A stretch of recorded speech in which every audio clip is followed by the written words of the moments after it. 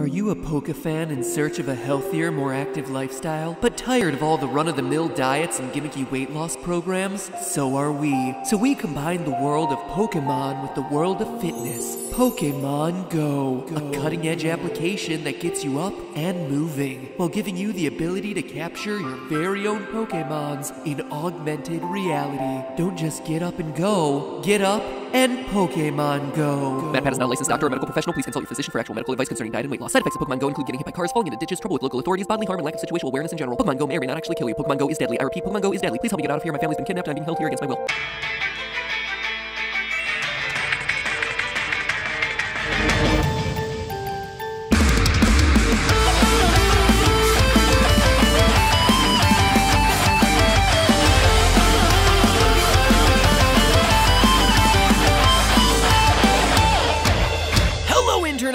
Welcome to Game Theory, where if you are one of the thousands of people who still want a Game Theory hoodie even though they sold out in the first 24 hours, well then stay tuned to the end of today's episode because you can still get one, but you're gonna have to act this week and this week only. In the meantime though, today it's my goal to throw Pokepuns at you, so don't get too comfy, cringe police. I'm pulling out all the Pokestops. Okay, so I've legitimately probably had my fill of Pokepuns for now. Now, it's been over a year since I last talked about Pokemon Go, and for an app that probably most of you assume is long dead, I think you'd be surprised by some of these stats I came up with. For one, it's raked in $1.2 billion since its launch. That's almost $2 million a day, and 1.4 times more than Sun and Moon sales combined. And here we're all left wondering why everyone doesn't want to do full-on game releases anymore. That is why, ladies and gentlemen, it's been downloaded 752 million times, of which 65 million still play at least once a month, and 5 million still play every day, which has resulted in an astonishing 88 billion captured Pokemon, most of whom were then promptly ground up to be fed to the strongest of their species in a desperate attempt to evolve the darn thing. Long story short, while it may not be as cool as finding Dewey or discovering who touched your spaghetti, Pokemon Go is still alive and well. The same, however, can't be said about its players. You see, for the many titles Pokemon Go has earned itself over the last year and a half, one of the ones you won't see it talking about is deadliest video game of all time. That may sound extreme, but it's no joke. Whereas other video games kill a player here or there from things like blood clots forming after extended play sessions with no movement, Pokemon Go actively puts its players right out into the line of fire by making them do the unthinkable: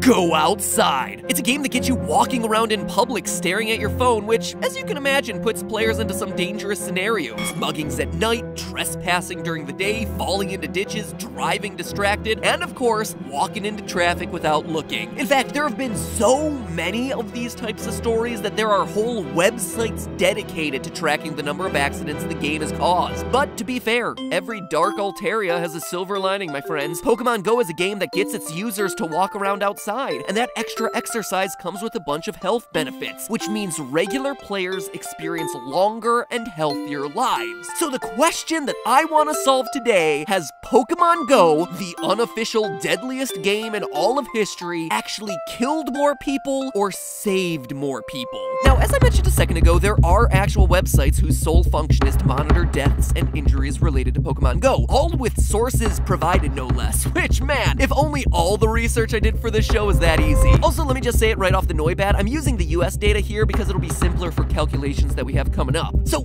right away, we know that Pokemon Go has been associated with no less than 8 deaths here in the US. But wait, on the same site, we find that in St. Louis, Pokemon Go players were responsible for saving 2 people caught in a warehouse fire. So already we see the eternal struggle of life and death that is Pokemon Go. That leaves our net death counter at 6. From here, though, it starts to get a bit tricky. Despite the game's repeated warnings and its lack of functionality when traveling above certain speeds, far and away the #1 cause of injury from Pokemon Go is distracted driving. Look, Ma, I'm gonna catch me a Lapras!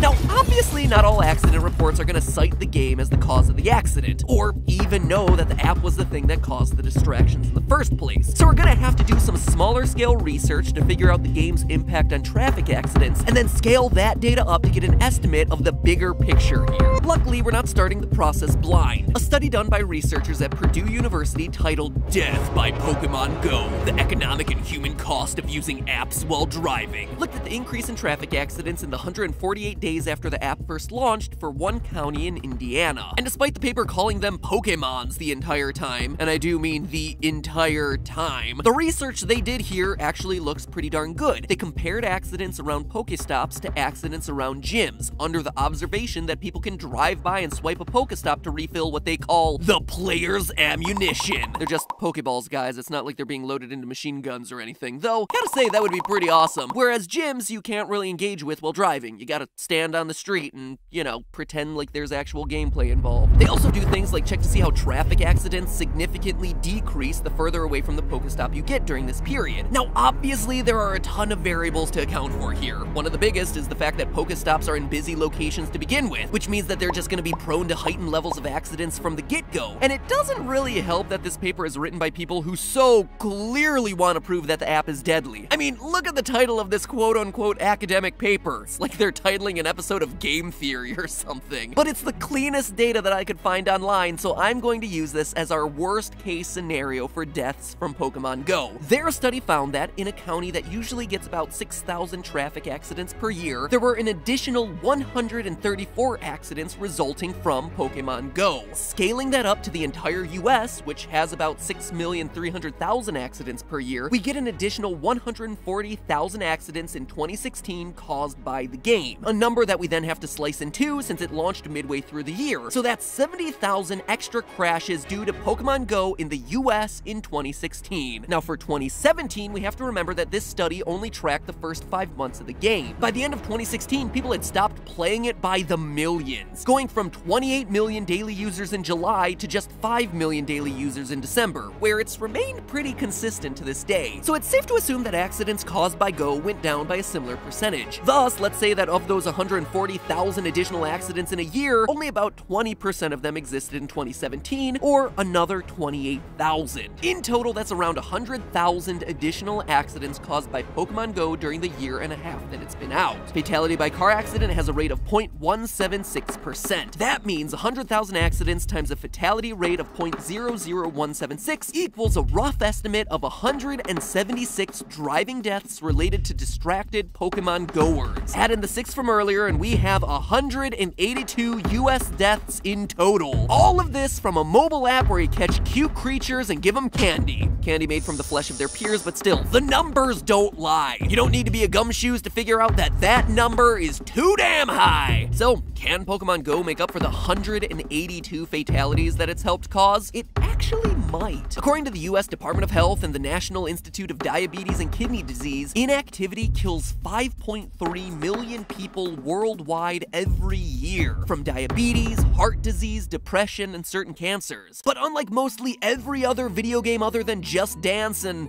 I don't know, the 2 weeks 1-2 Switch was having us bang our chests like horny gorillas, Pokemon Go encourages players to get up and move. According to Microsoft research, in the 1 month after launch, between July and August of 2016, US players of Pokemon Go walked an additional 144 billion steps on account of this one game. Considering it takes about 500 million steps to walk to the moon, that's enough to walk to the moon and back 144 times. In the most extreme cases, players were walking 4,000 more steps every single day while they played. On average, though, the increase was a much more modest 1,473 extra steps. So, that begs the question, how do we turn extra steps into human lives saved? Let me explain. What we know as a calorie is simply a measurement of energy. When calories aren't used, they're stored in our body as glycogen, or fat to use later. If you don't burn off the excess, your body hangs onto it. Consuming more food leads to more calories that don't get burned, and that's basically how fat is gained. The more you have, the higher your chances for health problems and increased odds of death. On average, 20 steps equals 1 calorie, meaning that if you walk 10,000 steps in a day, you're gonna be burning about 500 calories. Now, according to a study conducted by Dwyer, Pezek, Son and Company, a person who walks 10,000 steps every single day can increase their average lifespan by about 41 days. Considering that the average lifespan is 79 years, that's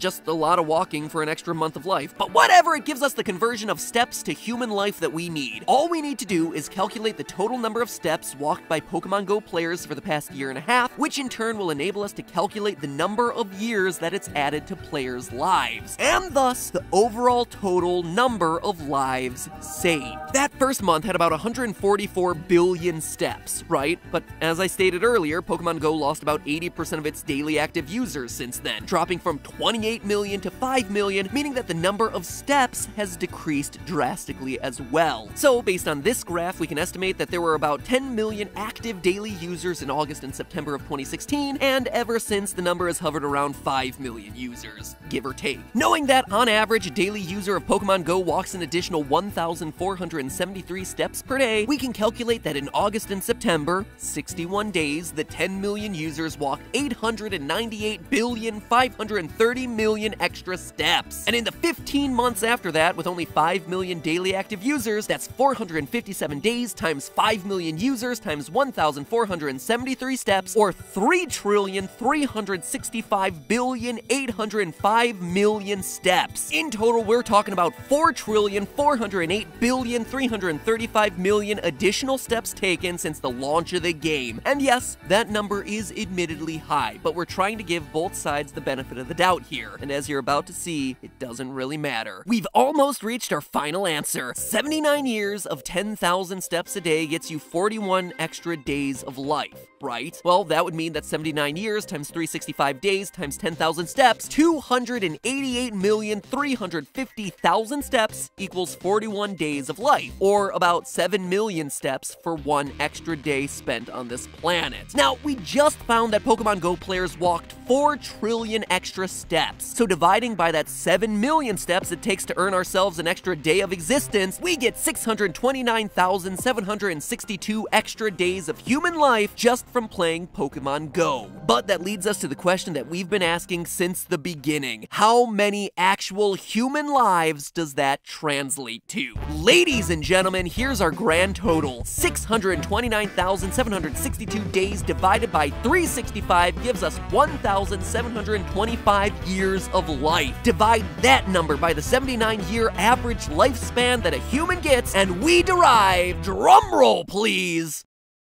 drumroll I said please, please give me something to build up the hype. Okay, 22 human lives saved. It's actually 160 lives short of that 182 that we calculated that the game had killed.